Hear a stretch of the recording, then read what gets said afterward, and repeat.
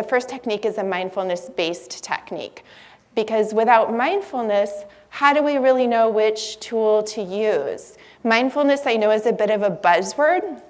So I'm just going to explain what I, as a clinical psychologist, who actually also used to be a yoga teacher, mean by the word mindfulness.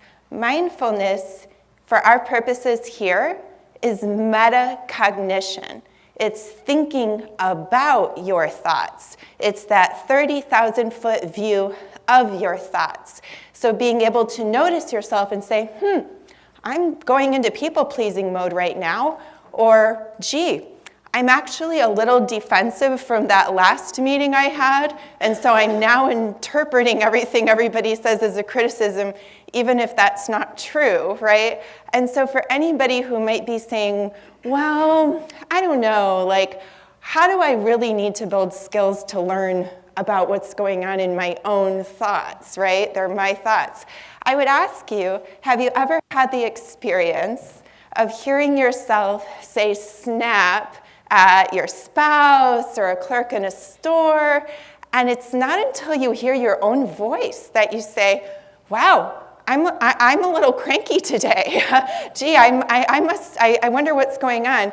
And then you suddenly realize, wow, I haven't eaten all day, or gee, I haven't slept since such and such, right? Because again, high-functioning people with a lot of cognitive resources, we can get very consumed. We're running through that wall. We're putting those thoughts aside and we're getting things done, which again is a good thing, but we also need to deliberately take time to unpack and take notice of what is actually the bigger picture of the neural network that is our minds, right? And so for anyone who maybe says, oh, you know, mindfulness is that new age woo-woo stuff, I just wanted to show you quickly that everywhere from Harvard Medical School to Johns Hopkins, all of these places are doing all kinds of studies that prove that mindfulness helps to reduce stress. It helps people to have better relationships and all kinds of other things, because when you know yourself, when you know what's going on in your own brain, you're much better able to choose the right tools of the others that I'm going to be sharing with you today.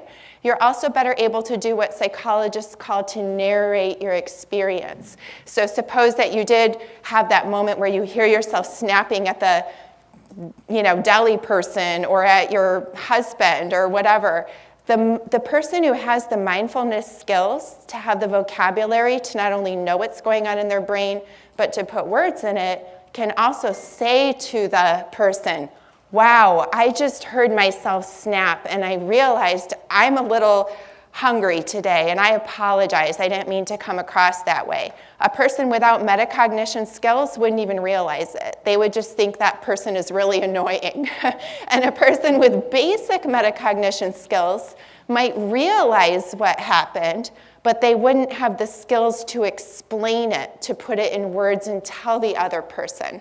So with all of that said, there are 3 levels of mindfulness. The first one is where we become mindful of an object. So, for example, instead of saying, this is a pad of paper, I would say, this is kind of a slim, square paper that weighs about 2 ounces, and it's cool to the touch, and it makes a little noise if I flap it, right? So to be able to have a very exquisite vocabulary, not that that was super exquisite, but to be able to describe things in rich, observant terms. The next level of mindfulness is to be able to describe what we call a semi-tangible object. So the pad is tangible, it's touchable. A semi-tangible object is your breath. So that's what we're going to do next. And then the third level of mindfulness is when we graduate to being able to describe abstract objects, aka thoughts and feelings, in very rich terms. And again, the reason we want to graduate to that level is so that we know what's going on with ourselves and we can use the best tools, as well as explain it and communicate it to the teams around us. Now, I know some of you might be saying that you've tried deep breathing before, but again, I want to remind you, this is not just a deep breathing exercise. This is a springboard to mindfulness, because these studies have shown that by practicing in a super low stakes environment, learning to observe and describe your breath, prepares you and builds your executive lobe skills to observe and describe your thoughts and feelings.